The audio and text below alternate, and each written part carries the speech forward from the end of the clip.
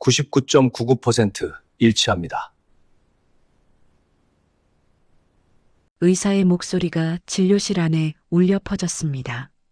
순간 시간이 멈췄어요. 72살 할머니가 그 자리에서 무릎을 꿇었습니다. 대성그룹, 국내 10대 재벌, 수조원의 자산을 가진 그 회사의 창업주 미망인이 차가운 병원 바닥에 무릎을 꿇었어요. 상대는 누구였을까요? 월세 28만 원 고시원에 사는 25살 청년. 편의점에서 시급 9,160원을 받으며 하루 10시간씩 일하는 알바생이었습니다. 할머니의 손이 부들부들 떨렸습니다. 손에 쥔 DNA 검사 결과지가 바스락거리며 흔들렸어요. 22년, 정확히 8030일, 매일 밤 눈물로 베개를 적시며 기다렸던 그 이름, 그 얼굴, 그 손자가 지금 눈앞에 있었습니다. 할머니, 25살 청년 준호의 눈에서 눈물이 주르륵 흘러내렸어요. 정말 제가 할머니 손자인가요? 할머니는 대답하지 못했습니다. 아니, 대답할 수가 없었어요. 목이 메어 아무 말도 나오지 않았습니다. 그저 떨리는 두 손으로 준호의 얼굴을 감싸쥐었어요. 차갑고 딱딱한 병원 진료실, 형광등 불빛 아래 22년 만에 다시 만난 할머니와 손자. 그래, 네가 내 손자야. 22년을 찾았던 내 준호야. 할머니의 목소리가 갈라졌습니다. 미안해. 할머니가 너무 미안해. 할머니는 오열했습니다. 22년 동안 참아왔던 눈물이 한꺼번에 쏟아졌어요. 도대체 이 두 사람에게 무슨 일이 있었던 걸까요? 국내 10대 재벌 대성그룹의 창업주 미망인이 왜 22년 동안 손자를 찾아 헤맸을까요? 그리고 편의점 알바로 힘겹게 학비를 버는 가난한 청년이 어떻게 재벌가의 유일한 상속자가 된 걸까요? 무엇보다 이 두 사람은 어떻게 다시 만나게 된 걸까요? 이 모든 것은 3개월 전 어느 날 밤 편의점 앞에서 시작되었습니다. 사연 시작 전 구독과 좋아요를 눌러주시고 어디서 듣고 계신지 댓글 남겨주시면 그곳으로 행운이 가득 깃들기를 바라겠습니다. 삐삐삐삐삐삐. 새벽 5시 요란한 알람 소리가 작은 방 안을 가득 채웠습니다. 준호는 무거운 눈꺼풀을 억지로 들어올렸어요. 어젯밤 밤새 편의점에서 일하고 들어온 게 새벽 2시. 겨우 3시간 잠을 잔 몸이 천근만근이었습니다. 3평 남짓한 고시원 방. 싱글 침대 하나가 방의 절반을 차지하고 있었어요. 나머지 공간에는 작은 책상 하나와 옷장 하나가 전부였습니다. 창문은 환기구 수준으로 작아서 햇빛이 거의 들어오지 않았어요. 천장에는 군데군데 누런 얼룩이 져 있었습니다. 겨울이면 곰팡이가 피고 여름이면 습기로 눅눅해지는 방이었어요. 월세 28만 원, 보증금 100만 원. 준호에게는 그마저도 버거운 금액이었습니다. 준호는 침대에서 몸을 일으켰어요. 온몸이 쑤시고 아팠습니다. 어깨는 뻣뻣하고 허리는 결렸어요. 25이라기엔 35처럼 늙어버린 몸이었습니다. 작은 거울 앞에 섰을 때 거울 속에는 푹 꺼진 눈, 짙은 다크서클, 핏발 선 눈동자가 보였어요. 거칠어진 피부, 갈라진 입술, 옛날 사진 속 통통하고 발그레했던 얼굴은 어디로 가고 지금은 광대뼈가 툭 튀어나온 볼품없는 얼굴만 남았습니다. 준호는 억지로 미소를 지어보았어요. 거울 속 자신에게 하는 인사였습니다. 이준호, 넌 할 수 있어. 아빠가 그랬잖아. 착하게 살면 하늘이 돕는다고. 거울 속의 준호도 억지 미소를 지었습니다. 슬픈 미소였어요. 책상 한쪽에는 작은 액자가 놓여 있었습니다. 돌아가신 아버지의 영정 사진이었어요. 47에 돌아가신 아버지. 평생 고된 노동에 시달린 탓에 아버지는 늘 나이보다 훨씬 늙어 보였습니다. 아빠, 오늘도 잘 다녀올게요. 준호는 매일 아침 아버지께 인사를 했습니다. 아버지는 사진 속에서 온화하게 웃고 계셨어요. 늘 피곤에 절어 있던 아버지가 유일하게 환하게 웃는 사진이었습니다.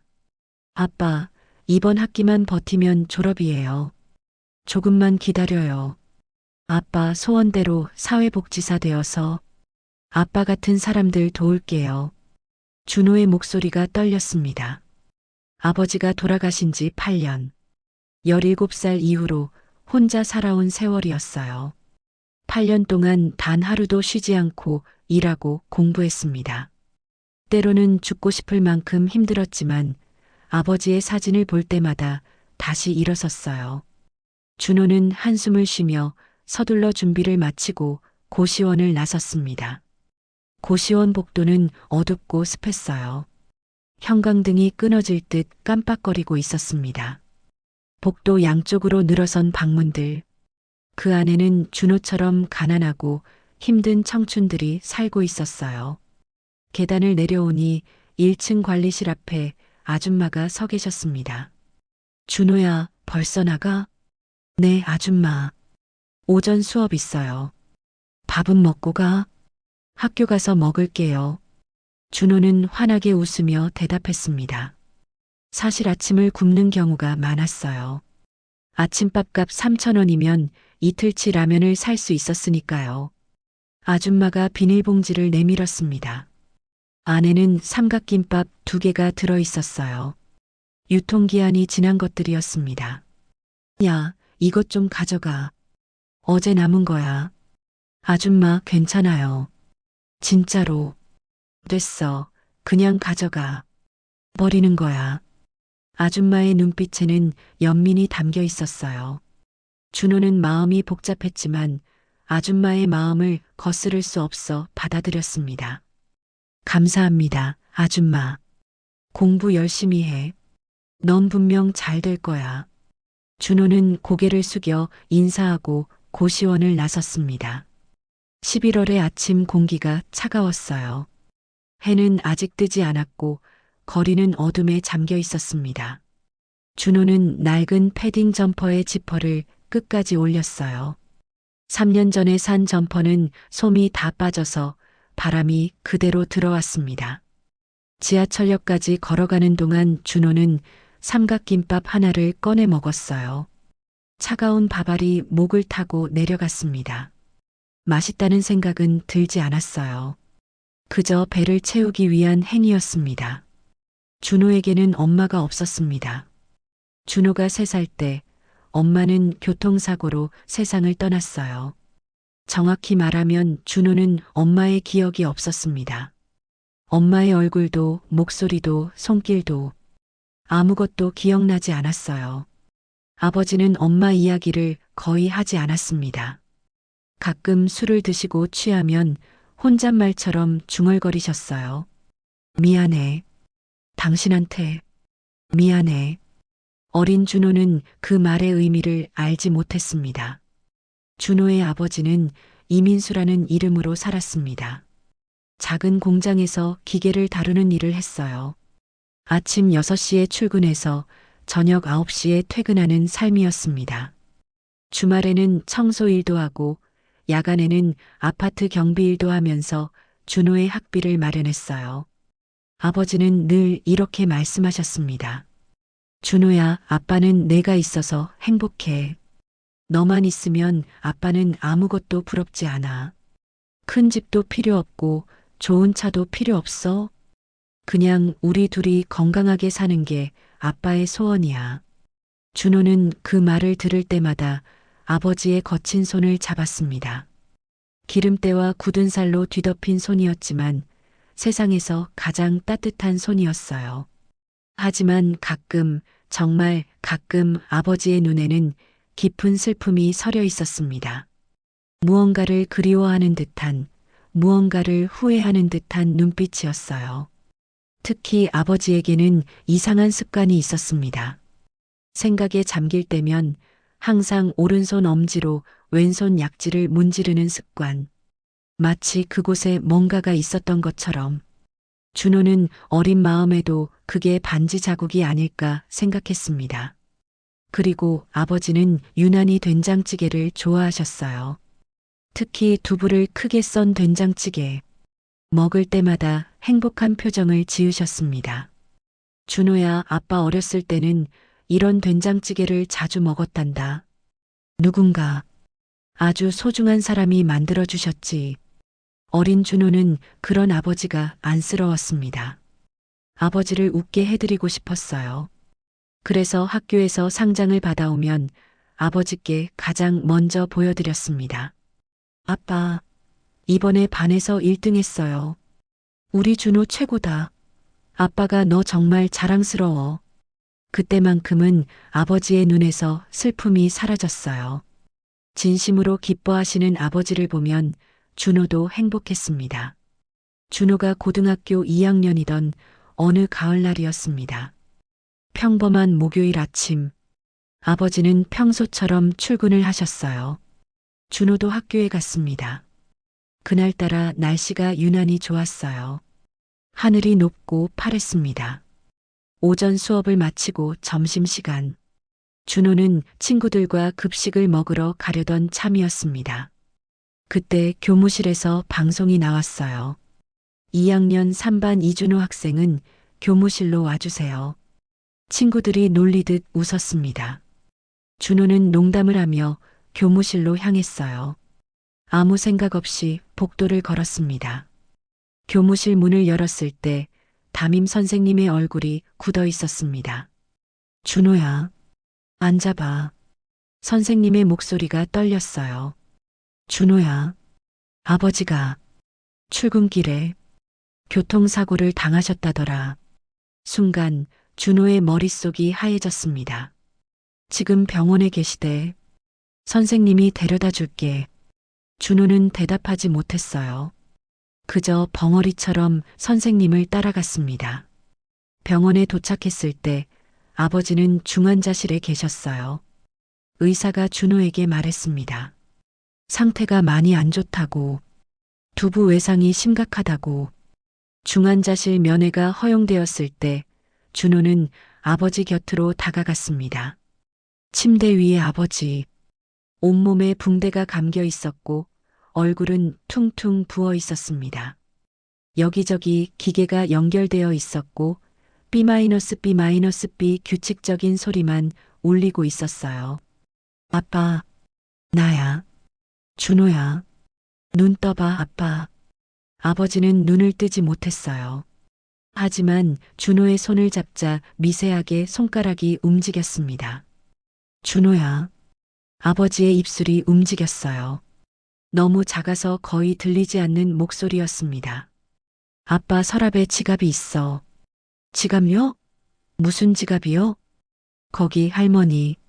할머니요? 아빠, 무슨 할머니요? 할머니를 용서해줘. 외로우실 거야. 아빠 대신 곁에 있어줘. 아버지의 손에서 힘이 빠졌습니다. 아빠, 아빠, 삐. 기계의 소리가 일직선으로 변했어요. 의료진이 달려왔습니다. 준호는 밀려났어요. 심폐소생술이 시작되었어요.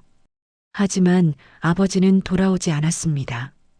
2015년 10월 15일, 이민수, 향년 47세, 17살 준호는 갑자기 세상에 혼자 남겨졌습니다. 장례식은 쓸쓸했습니다. 조문객은 아버지의 공장 동료 몇 명뿐이었어요. 친척이라고는 아무도 없었습니다. 준호는 3일간 영정사진 앞에 앉아 있었어요. 눈물은 나오지 않았습니다. 너무 슬프면 눈물도 안 나온다는 게 사실이었어요. 장례식이 끝나고 준호는 집으로 돌아왔습니다. 아버지와 살던 작은 원룸이었어요. 준호는 아버지의 유품을 정리하기 시작했어요. 낡은 옷들, 해진 작업복, 다른 안전화, 기름때 묻은 작업 장갑. 아버지의 땀과 노력이 묻어 있는 물건들이었습니다. 서랍을 열자 작은 지갑이 하나 나왔어요. 오래되고 낡은 가죽 지갑이었습니다. 처음 보는 지갑이었어요. 준호는 지갑을 열어보았어요. 안에는 주민등록증이 들어 있었습니다. 강태진. 이상한 이름이었어요. 하지만 사진은 분명 아버지였습니다. 젊은 시절의 아버지. 지금보다 훨씬 잘생기고 건강해 보이는 아버지가 사진 속에서 웃고 있었어요. 강태진? 준호는 혼란스러웠어요. 아버지 이름은 이민수인데 왜 다른 이름의 주민등록증이 있는 걸까요? 지갑 안쪽을 더 뒤져보니 접힌 종이가 하나 있었어요. 오래되어 누렇게 변색된 종이였습니다. 조심스럽게 펼쳐보니 편지였어요. 준호야, 아빠는 내가 이 편지를 읽을 때쯤이면 이 세상에 없을 거야. 아빠는 평생 한 가지 후회가 있단다. 바로 어머니와 화해하지 못한 것. 어머니는 내 엄마에게 상처를 주셨지. 하지만 그건 어머니의 방식으로 우리 가족을 지키려 하셨던 거야. 어머니는 평생 그 일을 후회하셨을 거야. 준호야, 만약 내가 어머니를 만나게 된다면 용서해 주렴. 어머니는 세상에서 가장 외로운 분이실 거야. 아빠 대신 어머니 곁에 있어 주렴. 사랑한다. 우리 준호. 아빠가. 준호는 편지를 읽고 또 읽었습니다. 하지만 이해가 되지 않았어요. 어머니? 아버지의 어머니? 그러니까 할머니? 할머니가 있었던 건가? 하지만 17살 소년에게는 그것을 알아낼 방법이 없었어요. 아버지가 왜 강태진이라는 다른 이름을 가지고 있었는지, 할머니가 누구인지, 모든 것이 수수께끼였습니다. 준호는 그 지갑과 편지를 소중히 간직했어요. 언젠가 그 의미를 알게 될 거라고 생각하면서 그 후 8년, 준호는 혼자 힘으로 살아왔습니다. 고등학교를 졸업하고 대학에 진학했어요. 장학금과 아르바이트로 학비와 생활비를 마련했습니다. 낮에는 수업을 듣고 밤에는 편의점에서 일했어요. 주말에는 과외 아르바이트도 했습니다. 잠은 하루에 45시간, 밥은 하루에 한 끼나 두 끼, 친구들과 어울려 놀 시간은 없었어요. 힘들지 않았냐고요? 솔직히 말하면 매일 밤 울었습니다. 이불을 뒤집어 쓰고 소리 없이 울었어요. 왜 나만 이렇게 살아야 하나? 왜 나에게는 가족이 없나? 왜 아빠마저 떠나셨나? 어떤 날은 정말 모든 걸 포기하고 싶었습니다. 하지만 포기하지 않았습니다. 아버지가 항상 말씀하셨거든요. 준호야, 착하게 살면 복이 온다. 힘들어도 남에게 상처 주지 마라. 어려운 사람 있으면 도와줘라. 그러면 하늘이 널 도울 거야. 준호는 그 말을 믿었어요. 아버지의 유일한 유산이었으니까요. 그리고 준호에게는 아버지를 닮은 습관이 하나 있었습니다. 생각에 잠길 때면 무의식적으로 오른손 엄지로 왼손 약지를 문지르는 습관. 아버지와 똑같은 습관이었어요. 25이 된 준호는 대학교 4학년이었습니다. 사회복지학을 전공했어요. 자신처럼 어려운 환경에 있는 사람들을 돕고 싶었습니다. 졸업 후에는 사회복지사가 될 계획이었어요. 그날도 준호는 평소처럼 하루를 시작했습니다. 오전에는 가족복지론 수업이 있었어요. 백발의 노 교수님은 칠판에 큰 글씨로 가족의 의미라고 적으셨습니다. 교수님이 말씀하셨어요. 여러분, 가족이란 무엇일까요? 가족의 사랑은 그 어떤 복지제도보다 강력합니다. 가족이 있는 사람은 어떤 어려움도 견딜 수 있어요. 반대로 가족이 없는 사람은 아무리 물질적으로 풍요로워도 마음 한구석이 늘 허전합니다. 준호는 그 말이 가슴에 깊이 와닿았어요. 자신에게는 가족이 없었으니까요. 교수님은 계속 말씀하셨어요. 여러분이 사회복지사가 되면 가족을 연결하고 치유하는 일을 하게 될 겁니다. 잃어버린 가족을 찾아주고 깨어진 관계를 회복시켜주는 일. 그것이 바로 우리의 사명입니다. 준호는 펜을 들고 열심히 필기했습니다. 언젠가 자신도 누군가의 가족을 찾아줄 수 있을 거라는 희망을 품으면서 점심시간이 되었어요. 준호는 학교 구내식당에서 가장 저렴한 2,500원짜리 콩나물 국밥을 먹었습니다. 옆 테이블에서는 친구들이 치킨과 피자를 시켜 먹으며 즐겁게 웃고 있었어요. 같은 과 친구 민수가 손을 흔들었습니다. 준호야, 같이 먹자. 우리가 살게. 괜찮아. 난 이미 주문했어. 너희끼리 맛있게 먹어. 준호는 미소로 답했습니다. 친구들에게 신세지기 싫었어요. 준호는 혼자 조용히 밥을 먹으며 교과서를 펼쳤습니다. 오후에 있을 시험을 준비해야 했어요. 시험을 보고 나니 오후 1시 반이었습니다. 준호는 서둘러 편의점으로 향했어요. 오후 2시부터 밤 10시까지가 준호의 근무 시간이었습니다. 어서 오세요. 준호의 밝은 인사에 손님들도 미소를 지었습니다. 힘든 상황에서도 늘 웃는 얼굴로 손님을 대하는 준호는 동네에서도 소문난 착한 청년이었어요. 편의점 점장님은 준호를 아꼈어요. 성실하고 친절한 준호 덕분에 손님들이 많이 늘었거든요. 준호야, 오늘 시험 봤다며? 잘 봤어? 네, 점장님. 그럭저럭요. 넌 분명 잘 됐을 거야. 너처럼 착하고 성실한 애가 어딨어. 준호는 겸손했어요. 자신이 대단한 사람이라고 생각하지 않았습니다. 그저 아버지가 가르쳐 주신 대로 착하게, 성실하게 살려고 노력할 뿐이었어요. 저녁 8시가 조금 넘었을 때였습니다. 편의점 안은 한산했어요. 손님이 드문 시간이었습니다. 준호는 유통기한이 임박한 제품들을 정리하고 있었어요. 그때 편의점 유리창 너머로 이상한 광경이 보였습니다. 한 노인이 길 한가운데서 비틀거리고 있었어요. 칠순쯤 되어 보이는 할머니였어요. 단정한 옷차림에 깔끔하게 빗어넘긴 흰 머리카락. 하지만 걸음걸이가 불안정했습니다. 마치 어지러운 듯 휘청거리고 있었어요.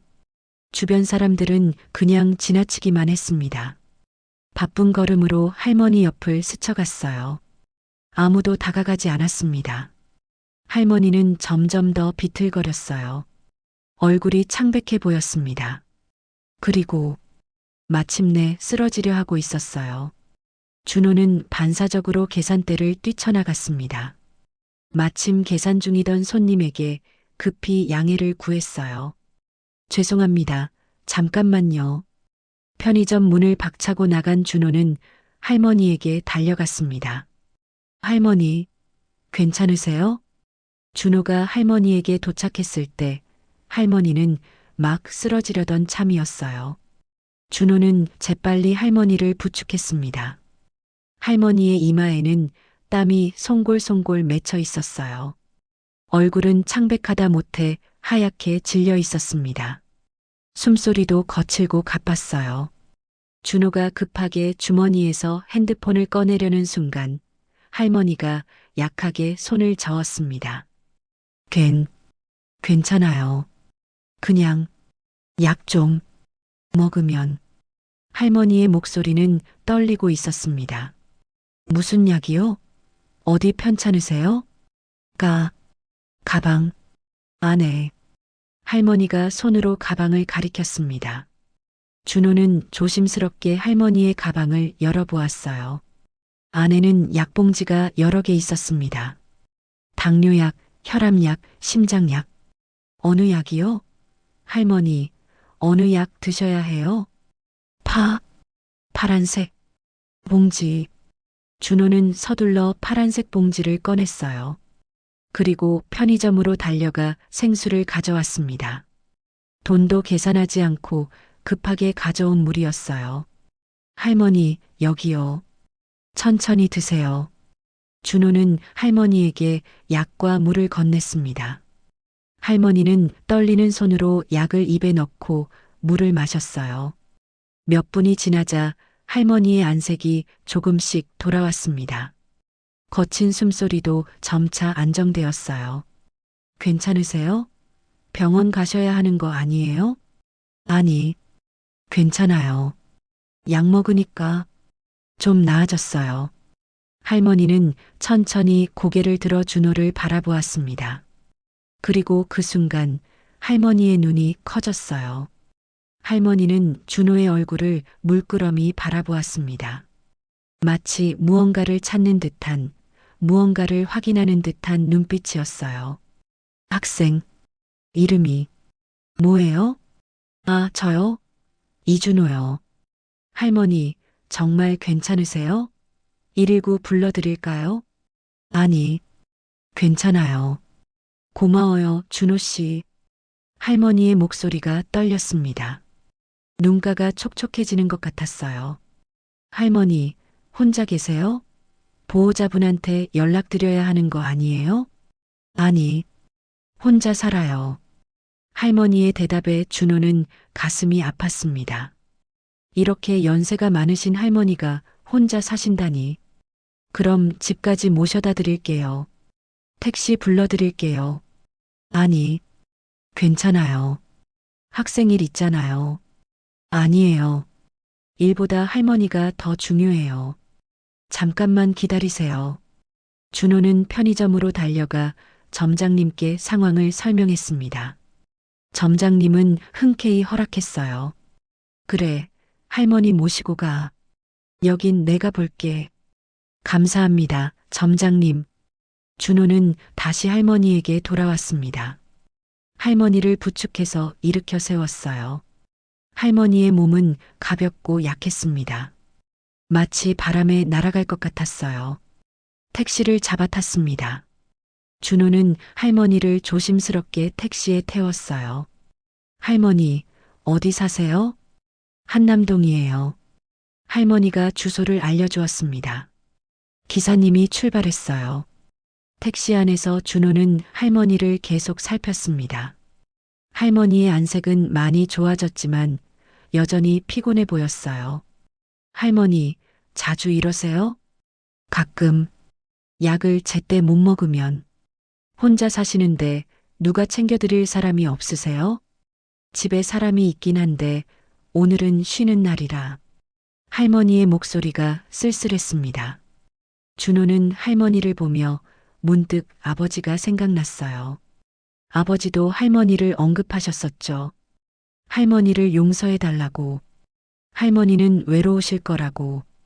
이 할머니처럼 아버지의 어머니도 지금 어딘가에서 혼자 외롭게 사시는 걸까? 준호는 무의식적으로 오른손 엄지로 왼손 약지를 문지르고 있었어요. 생각에 잠긴 준호의 습관이었습니다. 할머니는 그 모습을 보고 있었습니다. 눈을 크게 뜨고 믿을 수 없다는 표정으로. 그 습관, 할머니의 아들과 똑같은 습관이었어요. 생각에 잠길 때면 오른손 엄지로 왼손 약지를 문지르던, 결혼 반지를 빼고 집을 나간 후 생긴 습관이었습니다. 할머니의 심장이 빠르게 뛰었습니다. 20분 후 택시는 한남동의 한 저택 앞에 멈췄습니다. 높은 담장, 넓은 정원, 웅장한 대문. 준호는 눈이 휘둥그레졌어요. 할머니, 여기 사세요? 응, 여기. 준호는 할머니를 부축해서 택시에서 내렸습니다. 대문 앞에 도착했을 때 대문이 자동으로 열렸어요. CCTV로 누군가 보고 있었던 거였습니다. 집사로 보이는 중년 남성이 급히 나왔습니다. 사모님, 괜찮으세요? 응, 괜찮아. 이 학생이 도와줬어. 학생분, 정말 감사합니다. 집사가 준호에게 정중히 인사했습니다. 아니에요. 당연한 일 했을 뿐이에요. 준호는 할머니를 집사에게 넘겨주려 했습니다. 하지만 할머니가 준호의 손을 꼭 잡았어요. 학생, 차라도 한잔하고 가요. 아니에요, 할머니. 저는 괜찮아요. 할머니 쉬세요. 제발, 부탁이에요. 할머니의 눈빛이 간절했습니다. 마치 준호를 보내고 싶지 않은 것처럼 준호는 거절할 수 없었어요. 할머니의 눈빛이 너무나 애절했으니까요. 알겠어요, 할머니. 잠깐만요. 저택 안으로 들어간 준호는 입이 떡 벌어졌습니다. 넓은 거실, 높은 천장, 값비싼 가구들, 벽에 걸린 그림들. 이곳은 마치 미술관 같았어요. 할머니는 준호를 소파에 앉혔습니다. 그리고 집사에게 차를 준비하라고 했어요. 학생, 정말 고마워요. 학생이 아니었으면 나 큰일 날 뻔했어요. 아니에요, 할머니. 그냥 지나가다가 본 건데요. 준호는 겸손하게 대답했습니다. 할머니는 준호를 물끄러미 바라보았어요. 눈에서 눈물이 맺히는 것 같았습니다. 학생, 나이가 어떻게 되나요? 25이요. 할머니의 손이 떨렸습니다. 부모님은 계세요? 조금 이상한 질문이었지만 준호는 솔직하게 대답했어요. 아니요. 아버지는 8년 전에 돌아가셨어요. 엄마는 제가 3살 때 교통사고로. 할머니의 얼굴이 창백해졌습니다.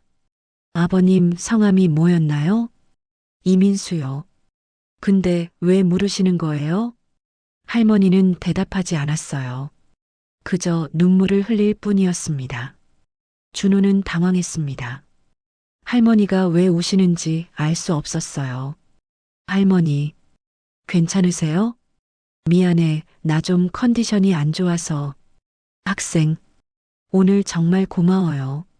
돈 줄 테니 택시 타고 가요. 할머니가 지갑을 꺼내려 했습니다. 아니에요, 할머니. 그런 건 안 받아요. 제가 도와드리고 싶어서 한 거예요. 하지만 정말 괜찮아요. 저 이제 가볼게요. 할머니 푹 쉬세요. 준호는 일어서려 했습니다. 하지만 할머니가 다시 준호의 손을 잡았어요. 학생, 다음에 또 만날 수 있을까요? 할머니의 목소리가 떨렸습니다. 네, 왜요? 나 혼자 사는데 가끔 이렇게 아플 때가 있어요. 학생 같은 사람이 옆에 있어주면 좋을 것 같아서. 할머니의 눈빛이 간절했습니다. 준호는 잠시 망설였어요. 하지만 할머니의 외로운 눈빛을 보니 거절할 수 없었습니다. 알겠어요, 할머니. 제 번호 드릴게요. 편찮으시면 연락 주세요. 준호는 종이에 자신의 번호를 적어 할머니께 드렸습니다. 할머니는 그 종이를 두 손으로 꼭 쥐었어요. 마치 세상에서 가장 소중한 것을 받은 것처럼. 고마워, 정말 고마워. 할머니의 눈에서 눈물이 흘렀습니다. 그날 밤, 준호가 떠난 후 할머니는 거실 소파에 주저앉았습니다. 김비서, 네, 사모님. 저 학생, 이준호. 알아봐줘. 무엇을 알아봐 드릴까요? 아버지 이름이 이민수라고 했어. 8년 전에 돌아가셨대. 할머니의 목소리가 떨렸습니다. 하지만 이민수가 아니야.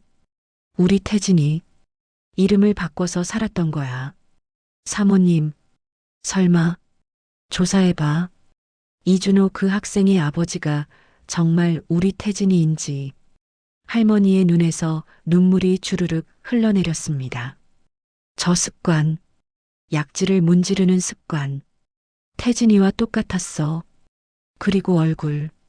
젊었을 때 태진이 얼굴이랑 너무 닮았어.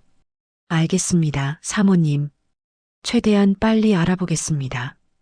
김 비서가 물러났습니다. 할머니는 혼자 남아 눈물을 흘렸어요. 태진아 정말 네 아들인 거니? 22년 만에 내가 드디어 네 아들을 만난 거니? 그날부터 할머니는 매일 밤 잠을 이루지 못했습니다. 김비서의 조사 결과를 기다리는 일주일이 마치 1년처럼 느껴졌어요. 그리고 일주일 후, 김비서가 보고서를 들고 왔습니다. 사모님, 확인했습니다. 할머니의 심장이 빠르게 뛰었습니다. 이준호 학생의 부친, 출생신고는 이민수로 되어 있으나, 지문 대조 결과, 김비서가 잠시 말을 멈췄습니다. 말해봐. 강태진 씨와 동일인입니다.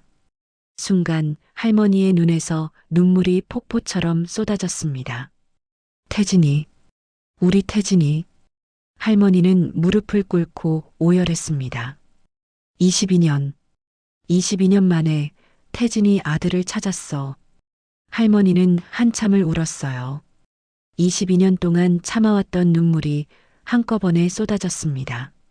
김비서도 눈시울을 붉혔습니다. 22년 동안 사모님이 얼마나 손자를 찾아 헤맸는지 그도 잘 알고 있었으니까요. 사모님, 이제 어떻게 하시겠습니까? 할머니는 눈물을 닦았습니다. DNA 검사를 해야 해. 확실하게 확인해야 해.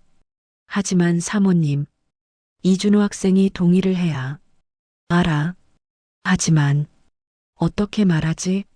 어떻게 말해야 상처를 주지 않을까? 할머니는 고민에 빠졌습니다. 며칠 후 준호의 핸드폰이 울렸습니다. 여보세요? 학생, 나 저번에 도와준 할머니예요. 아, 할머니, 어떻게 지내세요? 건강은 괜찮으세요? 준호의 목소리는 따뜻했습니다. 응, 덕분에 잘 지내. 학생, 오늘 시간 있어요? 오늘이요? 네, 오후에는 시간 있어요. 할머니가 밥 좀 사고 싶은데 같이 먹을래요? 준호는 잠시 망설였습니다. 하지만 할머니의 외로운 목소리를 들으니 거절할 수 없었어요. 네, 할머니. 어디서 만날까요? 그날 오후 준호는 할머니가 말한 식당으로 갔습니다. 한남동의 한 조용한 한정식집이었어요. 고급스러운 분위기의 식당이었습니다. 할머니는 이미 와 계셨어요. 준호를 보자 환하게 웃으며 손을 흔들었습니다. 준호가 다가가자 할머니가 자리를 권했어요. 할머니는 준호에게 여러 가지 음식을 주문해 주었습니다. 갈비찜, 불고기, 된장찌개. 특히 된장찌개는 두부를 크게 썬 것으로 특별히 주문했어요. 음식이 나오자 할머니가 말했습니다. 많이 먹어요. 학생 많이 힘들어 보이더라. 할머니의 눈에는 연민이 가득했습니다. 이 아이가 얼마나 힘들게 살아왔는지 할머니는 이미 다 알고 있었어요. 준호는 된장찌개를 한 숟가락 떴습니다. 그리고 눈이 커졌어요. 이 맛, 어디서 먹어본 것 같은데. 그래요? 맛있어요? 네. 이상하게 아주 옛날에 먹어본 것 같은 맛이에요. 아빠가 해주시던 맛이랑 비슷한 것 같기도 하고. 할머니의 눈에서 눈물이 핑 돌았습니다. 그럴 수밖에 없었어요. 할머니가 평생 아들에게 해주던 된장찌개 맛이었으니까요. 할머니는 잠시 망설이다가 입을 열었습니다. 학생, 할머니가 물어볼 게 있어요. 네, 할머니. 뭐든지 물어보세요. 학생 아버지, 정말 이민수 씨가 맞아요? 준호는 이상한 질문이라고 생각했지만 대답했어요. 네. 그런데 왜 그러세요? 혹시 강태진이라는 이름 들어본 적 없어요? 준호의 얼굴이 굳었습니다. 네, 할머니. 그 이름을 어떻게? 할머니의 목소리가 떨렸습니다. 알고 있구나. 할머니. 도대체 어떻게? 준호는 혼란스러웠어요. 할머니는 깊은 숨을 쉬었습니다. 그리고 조용히 말했어요. 학생, 할머니가 이상한 부탁을 하나 해도 될까요? 무슨 부탁이요? DNA 검사. 할머니랑 같이 해줄 수 있어요? 준호는 눈이 휘둥그레졌습니다. DNA 검사요? 왜요? 할머니의 눈에서 눈물이 흘렀습니다. 학생이 혹시 할머니 손자일 것 같아서 그 말에 준호는 숟가락을 떨어뜨렸습니다. 준호는 믿을 수 없다는 표정으로 할머니를 바라보았습니다. 할머니는 천천히 자신의 이야기를 시작했습니다. 1980년대 초반, 대한민국은 급속한 경제 성장을 이루고 있었습니다. 그 중심에 대성그룹이 있었어요. 강순옥 할머니의 남편 강명수 회장이 맨손으로 일군 기업이었습니다. 섬유 공장 하나에서 시작해서 건설, 무역, 금융까지 사업을 확장했어요. 강명수 회장과 순옥 할머니 사이에는 아들이 하나 있었습니다. 강태진, 대성그룹의 외아들이자 유일한 후계자였어요. 태진이는 총명하고 착한 아이였습니다. 어려서부터 영재 소리를 들으며 자랐어요. 서울대학교 경영학과를 수석으로 졸업하고 미국 하버드 대학원에서 MBA를 받았습니다. 모든 것이 순조로웠어요. 태진이는 회사에 들어와 경영을 배우기 시작했습니다. 강 회장은 아들에게 회사를 물려줄 준비를 하고 있었어요. 하지만 1998년 태진이가 31살이 되던 해, 태진이는 한 여자를 사랑하게 되었습니다. 이름은 박수진. 가난한 집안의 딸이었어요. 아버지는 공장 노동자, 어머니는 식당에서 일하는 평범한 가정의 아이였습니다. 수진이는 대학도 못 나왔어요. 고등학교를 겨우 졸업하고 작은 카페에서 일하고 있었습니다. 태진이와 수진이는 그 카페에서 처음 만났어요. 태진이가 우연히 그 카페에 들어갔다가 수진이를 보고 한눈에 반했습니다. 수진이는 아름다웠어요. 하지만 외모보다 더 아름다운 것은 그녀의 마음이었습니다. 항상 웃는 얼굴, 순수한 눈빛, 남을 배려하는 마음씨. 태진이는 그녀에게 빠져들었어요. 두 사람은 사랑에 빠졌습니다. 태진이는 수진이에게 청혼했어요. 수진아, 나랑 결혼해줘. 내가 평생 행복하게 해줄게. 수진이도 태진이를 사랑했습니다. 하지만 걱정이 많았어요. 태진 씨, 저는 가난한 집안 출신이에요. 태진 씨 부모님이 반대하실 거예요. 괜찮아. 내가 부모님을 설득할게. 걱정하지 마. 태진이는 자신만만했습니다. 하지만 태진이의 예상은 빗나갔습니다. 부모님께 수진이 이야기를 꺼냈을 때 강 회장과 순옥 할머니는 강하게 반대했어요. 안 된다. 우리 대성그룹의 며느리가 카페 직원이라니. 강 회장이 소리쳤습니다. 태진아, 내가 미쳤니? 우리 집안이 어떤 집안인데 그런 집안 여자랑 결혼을 해? 순옥 할머니도 단호했습니다. 절대 안 돼. 나는 인정할 수 없어. 내가 만약 그 여자랑 결혼하겠다면 너는 더 이상 우리 아들이 아니야. 태진이는 부모님을 설득하려 했습니다. 어머니, 아버지, 제발이요. 수진이는 정말 좋은 사람이에요. 가난하다고 해서 나쁜 사람은 아니잖아요. 하지만 부모님은 들으려 하지 않았어요. 내가 좋아하는 게 문제가 아니야. 우리 집안의 체면이 문제야. 재벌가의 며느리는 그에 걸맞는 집안에서 와야 해. 태진이는 절망했습니다. 순옥 할머니는 더 나아갔습니다. 할머니는 비밀리에 수진이를 만났어요. 그리고 제안했습니다. 수진 씨, 내가 당신에게 10억을 줄게요. 그러니 우리 태진이 곁을 떠나주세요. 수진이는 눈물을 흘렸습니다. 어머님, 저는 돈이 필요해서 태진 씨를 만난 게 아니에요. 정말 사랑해서. 사랑으로 밥 먹고 살아요? 당신이 우리 집안에 들어오면 평생 행복하지 못할 거예요.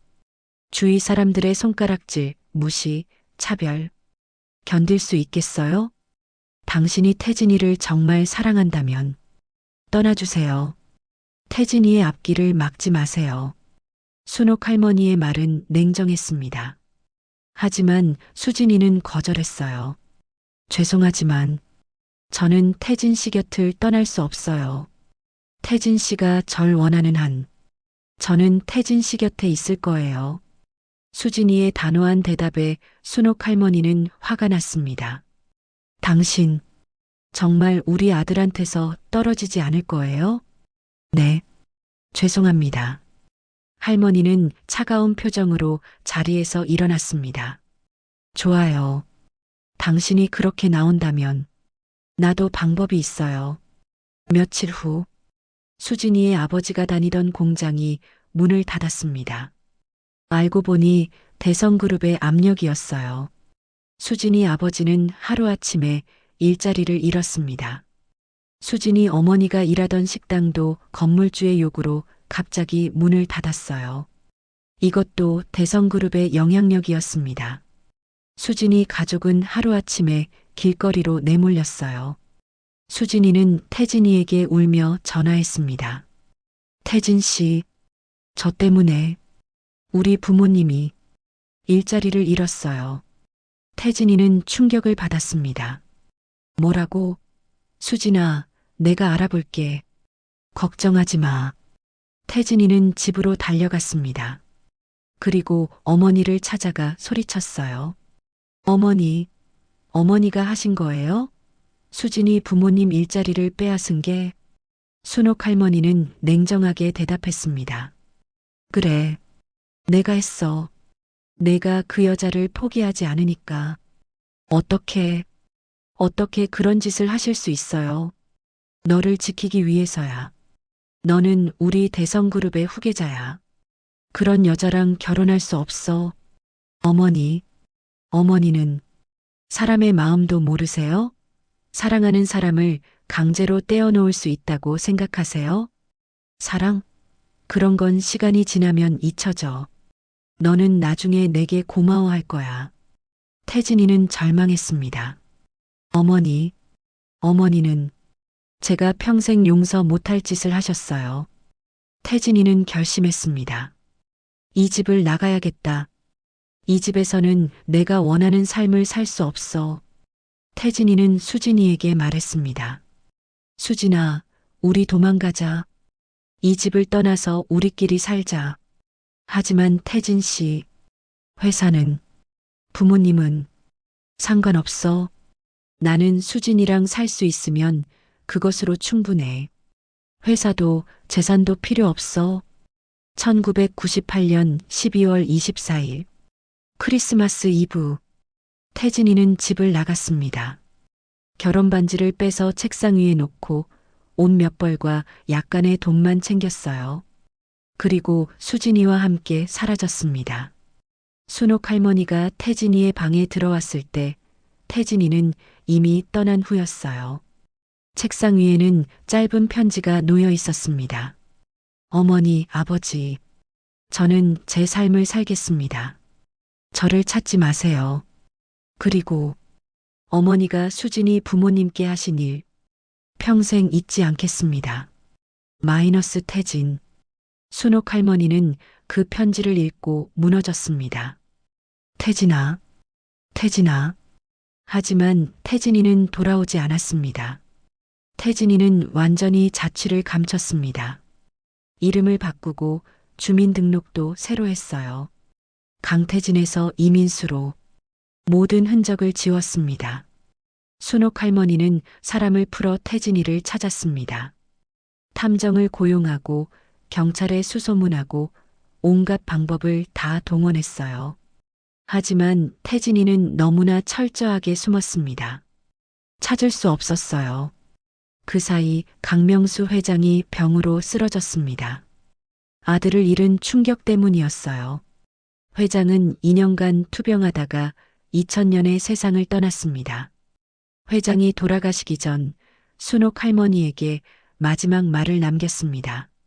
여보, 내가 잘못했소. 태진이를 지키지 못했소. 당신 말을 들어서 태진이를 쫓아낸 게 내 평생 가장 큰 후회요. 회장은 눈물을 흘리며 숨을 거두었습니다. 순옥 할머니는 그제야 깨달았습니다. 내가 잘못했어. 내가 우리 태진이를 쫓아냈어. 하지만 후회해도 소용없었습니다. 태진이는 이미 사라진 후였어요. 그로부터 15년. 순옥 할머니는 단 하루도 태진이를 잊은 적이 없었습니다. 매일 밤 태진이를 생각하며 울었어요. 탐정을 계속 고용해서 태진이를 찾았지만 아무런 소득이 없었습니다. 그러다가 2015년 10월 순옥 할머니는 한 통의 전화를 받았습니다. 사모님, 강태진 씨의 소식을 찾았습니다. 탐정의 목소리였어요. 정말? 태진이를? 어디 있어? 할머니는 떨리는 목소리로 물었습니다. 사모님, 죄송합니다만 강태진 씨는 일주일 전에 교통사고로 사망하셨습니다. 순간 할머니의 세상이 무너졌습니다. 뭐라고? 이민수라는 이름으로 살고 계셨습니다. 공장 노동자로 일하시다가 출근길에 교통사고를. 할머니는 전화기를 떨어뜨렸습니다. 안 돼. 우리 태진이. 할머니는 그 자리에 주저앉아 오열했습니다. 순옥 할머니는 아들의 장례식장에 갔습니다. 하지만 너무 늦었어요. 이미 장례는 끝난 후였습니다. 작은 공동묘지에 태진이가 묻혀 있었어요. 할머니는 묘 앞에 무릎을 꿇었습니다. 태진아, 엄마가 왔어. 미안해. 정말 미안해. 할머니는 하루 종일 묘 앞에서 울었습니다. 탐정이 가져온 정보를 보니 태진이는 정말 고되게 살았더군요. 공장 노동자로, 경비원으로, 청소부로 온갖 굳은 일을 하며 살았습니다. 그리고 태진이에게는 아들이 있었습니다. 이름은 이준호. 당시 17살. 할머니는 손자를 찾으려 했습니다. 하지만 준호는 이미 어디론가 떠난 후였어요. 아버지가 살던 집도 이미 비어 있었습니다. 탐정이 말했습니다. 사모님, 이준호는 고등학생입니다. 아마 친척집이나 어디론가 갔을 겁니다. 하지만 찾기가 쉽지 않습니다.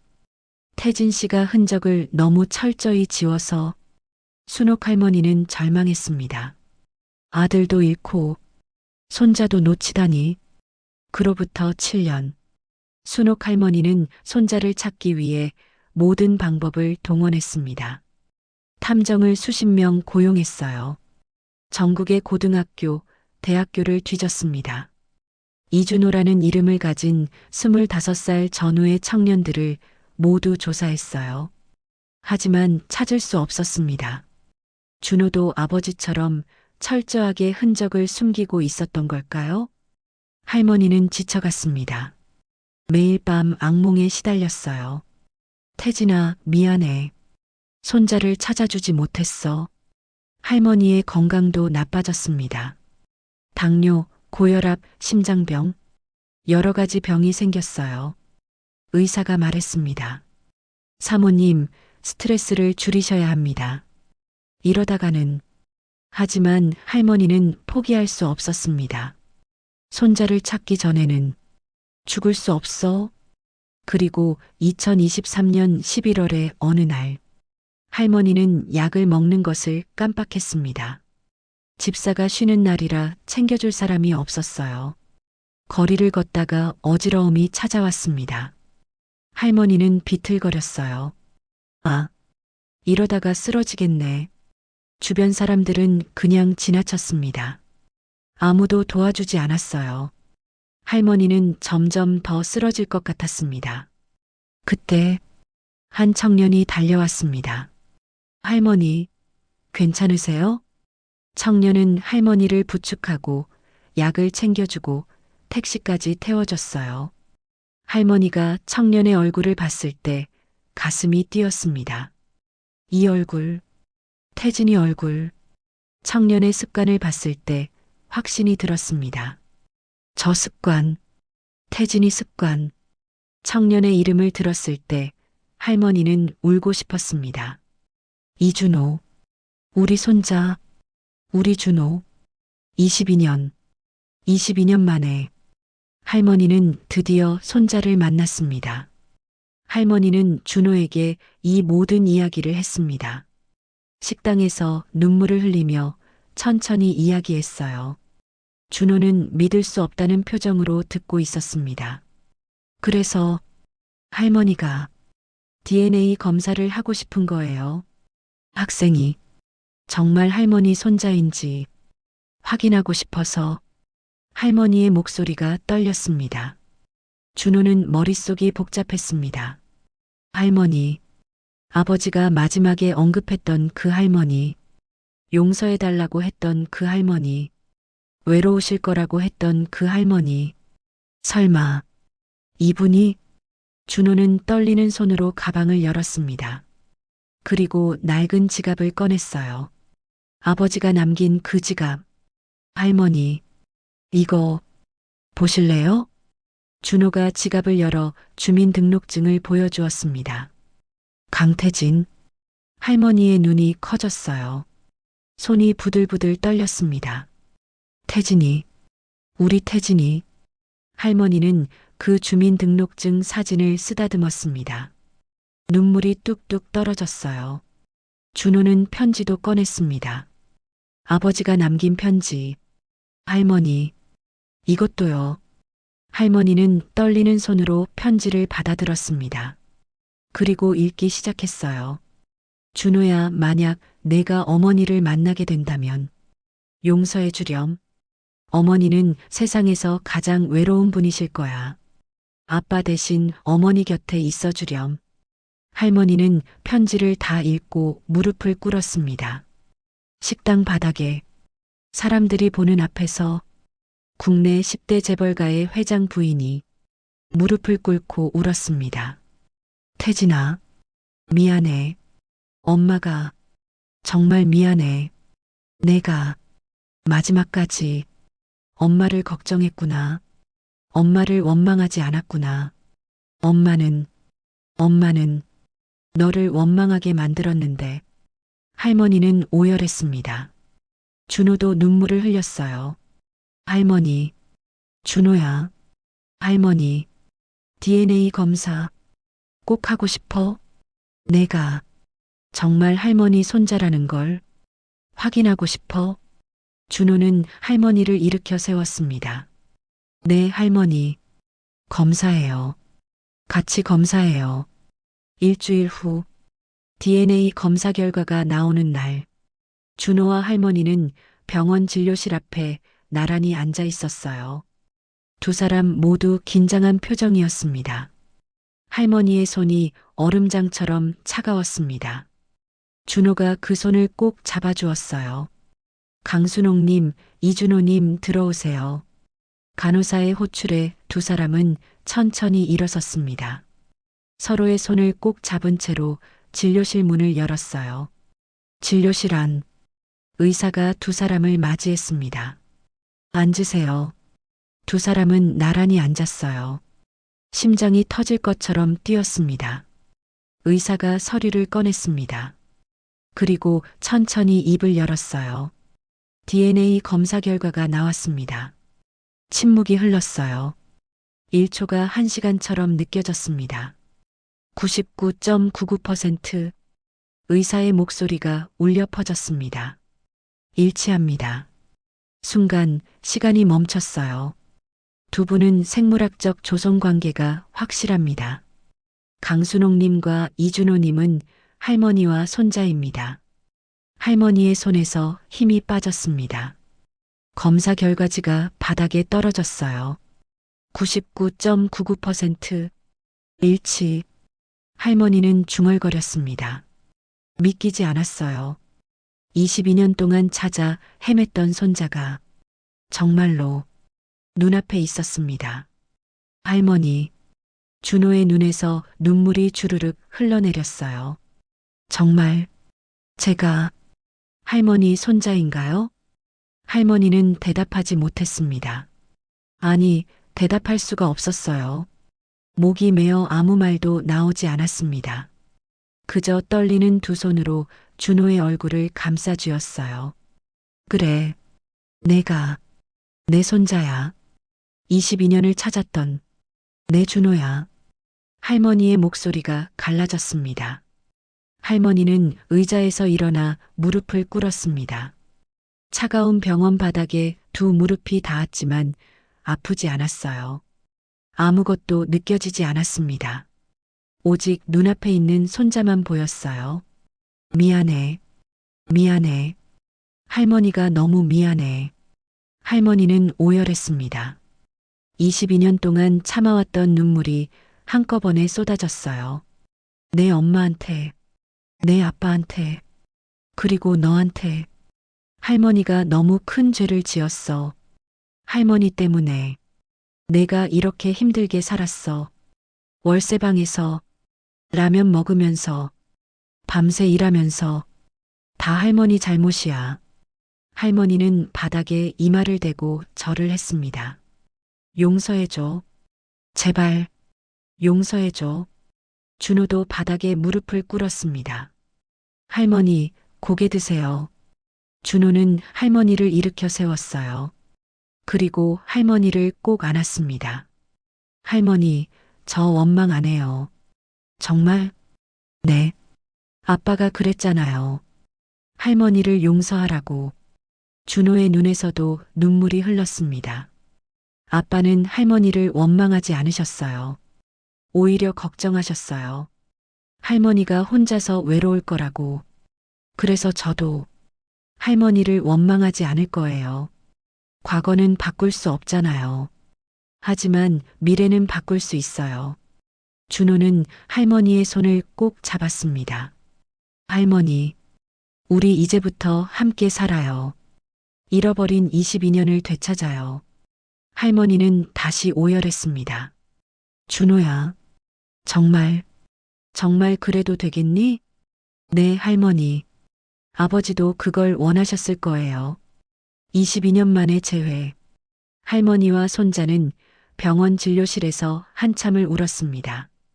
의사도 간호사도 모두 눈시울을 붉혔어요. 이렇게 감동적인 장면을 본 적이 없었습니다. 진료실을 나온 두 사람은 병원 로비 벤치에 앉았습니다. 할머니, 이제 어떻게 해요? 준호가 물었어요. 이제 함께 살자. 고시원에서 나와. 할머니 집에서 같이 살자. 할머니가 준호의 손을 꼭 잡았습니다. 22년 동안 못 해준 거 이제부터 다 해줄게. 할머니가 평생 내 곁에 있을게. 할머니, 저 혼자서도 괜찮아요. 안 돼. 이제 혼자 두기 싫어. 할머니가 너무 미안해서. 제발 할머니 곁에 있어줘. 할머니의 눈에 또다시 눈물이 고였습니다. 준호는 잠시 생각했어요. 그리고 환하게 웃었습니다.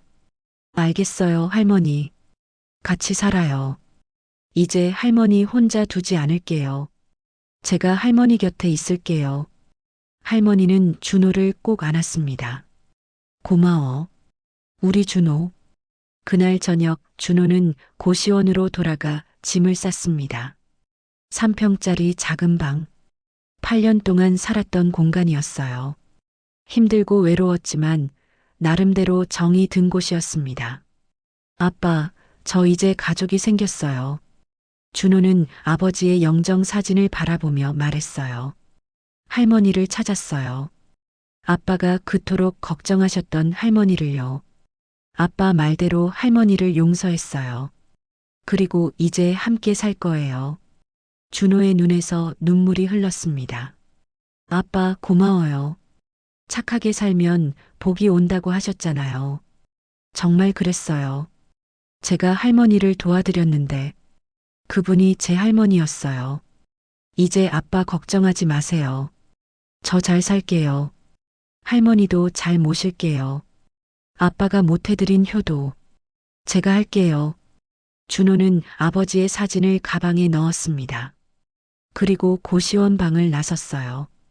할머니의 저택에 도착했을 때 할머니가 대문 앞에서 기다리고 계셨습니다. 우리 준호 왔구나. 할머니는 환하게 웃으며 준호를 맞이했어요. 할머니, 춥잖아요. 왜 밖에 계세요? 우리 손자 오나 보려고. 할머니는 준호의 손을 잡고 집 안으로 들어갔습니다. 거실에는 따뜻한 저녁 식사가 차려져 있었어요. 갈비찜, 잡채, 불고기, 된장찌개. 특히 된장찌개는 두부를 크게 썬 것이었습니다. 아버지가 좋아하시던, 준호도 좋아하는 그 된장찌개.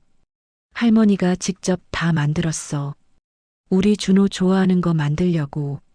와, 이거 다 할머니가요? 응, 많이 먹어. 준호는 8년 만에.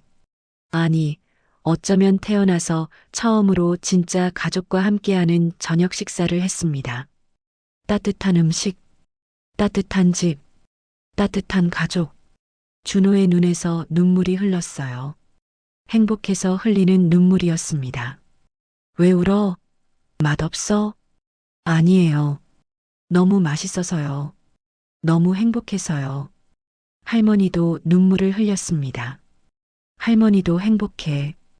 우리 준호랑 밥 먹을 수 있어서 22년을 기다렸어. 두 사람은 눈물을 흘리며 함께 저녁을 먹었습니다. 그날 밤 할머니는 준호를 2층의 큰 방으로 안내했습니다. 준호야, 여기가 내 아빠 방이었어. 이제 내 방이야. 방문을 열자 넓고 깨끗한 방이 나타났습니다. 큰 침대, 책상, 책장, 옷장. 모든 것이 갖춰져 있었어요. 할머니, 너무 큰데요. 괜찮아. 내 방이야. 편하겠어? 준호는 방 안을 둘러보았습니다. 한쪽 벽에는 사진들이 걸려 있었어요. 젊은 남자의 사진, 할머니와 함께 찍은 사진, 가족 사진. 이분이 아빠세요? 준호가 사진 속 남자를 가리키며 물었습니다. 그래, 내 아빠. 우리 태진이. 할머니의 목소리가 떨렸어요. 준호는 아버지의 사진을 물끄러미 바라보았습니다. 사진 속 아버지는 건강하고 행복해 보였어요. 준호가 알던 힘들고 지친 아버지의 모습이 아니었습니다. 아빠, 여기서는 행복하셨구나. 준호의 눈에서 눈물이 흘렀습니다. 할머니가 준호를 안았어요. 준호야, 미안해. 내 아빠를. 할머니가 행복하게 해주지 못했어. 괜찮아요, 할머니. 이제 우리 행복하게 살아요. 두 사람은 한참을 안고 울었습니다. 1년 후, 봄이 왔습니다. 준호는 대학을 졸업하고 사회복지사 자격증을 취득했어요. 그리고 지역 복지관에서 일을 시작했습니다. 이준호 선생님, 오늘도 수고 많으셨어요. 감사합니다. 내일 뵐게요. 준호는 환하게 웃으며 퇴근했어요. 복지관에서 집까지는 30분 거리였습니다. 이제 고시원이 아닌 할머니와 함께 사는 한남동 저택이 준호의 집이었어요. 집에 도착했을 때 할머니가 정원에서 꽃을 가꾸고 계셨습니다. 할머니, 다녀왔습니다. 우리 준호 왔구나. 오늘 일 많았어? 네, 할머니. 그런데 보람 있었어요. 할머니는 흙 묻은 손을 털고 준호에게 다가왔습니다. 1년 전과는 완전히 다른 모습이었어요. 얼굴에 생기가 돌고 웃음이 끊이지 않았습니다. 손 씻고 와. 저녁 차려놨어. 거실로 들어가니 식탁에는 따뜻한 저녁이 놓여 있었습니다. 저녁을 먹으며 두 사람은 하루 일과를 나눴습니다. 할머니는 준호의 이야기를 들으며 행복해했어요. 준호도 할머니와 함께하는 시간이 너무 좋았습니다.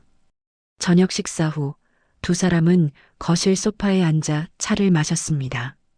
준호야. 네, 할머니. 할머니가 한 가지 부탁이 있어. 뭔데요? 할머니는 잠시 망설이다가 말을 이었습니다. 회사, 물려받을 생각 없니? 회사요? 응. 대성그룹. 내 증조할아버지가 세우시고 내 아버지가 이어받았어야 할 회사야. 준호는 고개를 저었어요. 할머니, 저는 그런 거 필요 없어요.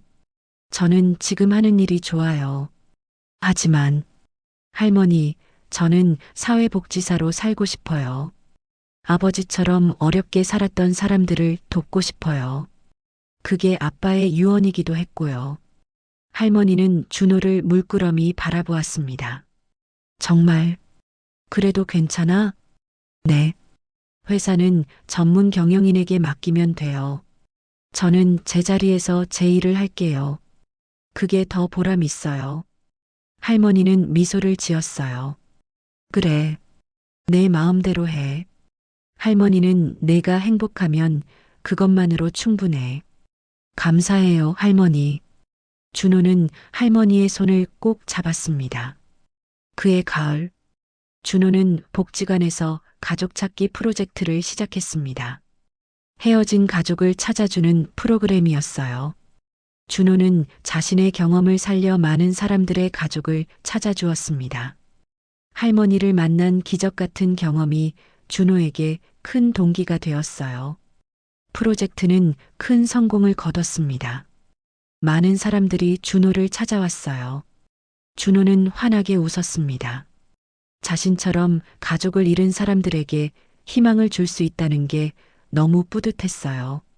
어느 일요일 오후, 준호와 할머니는 함께 묘지를 찾았습니다. 아버지 이민수, 아니 강태진의 묘소였어요. 준호는 1년 전 할머니와 함께 아버지의 묘를 이장했습니다. 외딴 공동묘지에서 가족묘역으로 이제 아버지는 증조할아버지, 증조할머니 옆에 잠들어 계셨어요. 아빠 왔어요. 준호는 무릎을 꿇고 묘비 앞에 앉았습니다.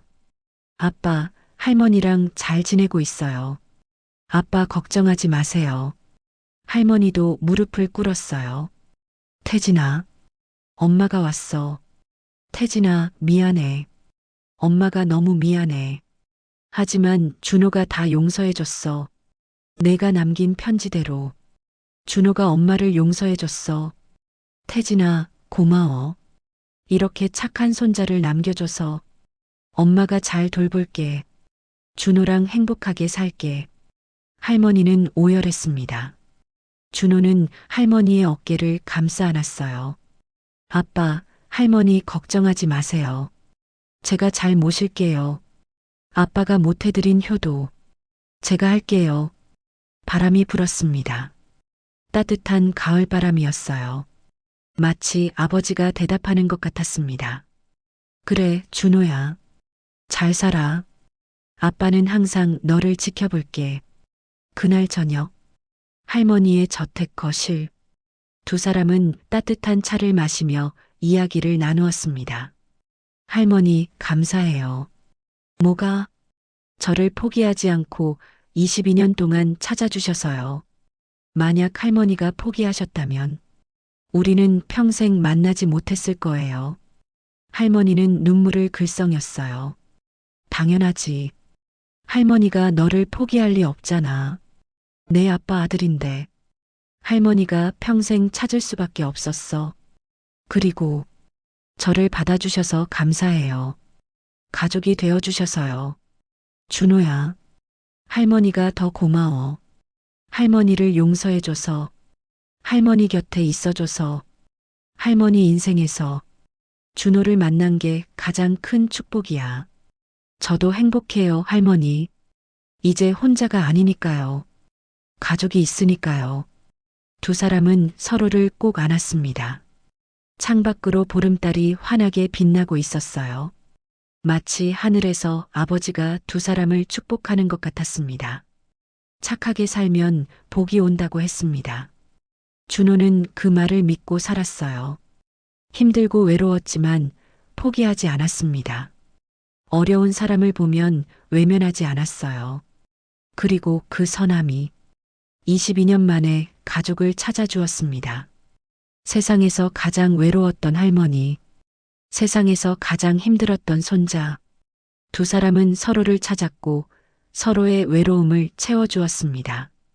편의점 앞에서 쓰러진 할머니를 구한 것은 우연이 아니었습니다. 그것은 준호가 평생 착하게 살아온 보상이었어요. 하늘이 준 선물이었습니다. 할머니가 22년 동안 포기하지 않고 손자를 찾은 것도 기적이었습니다.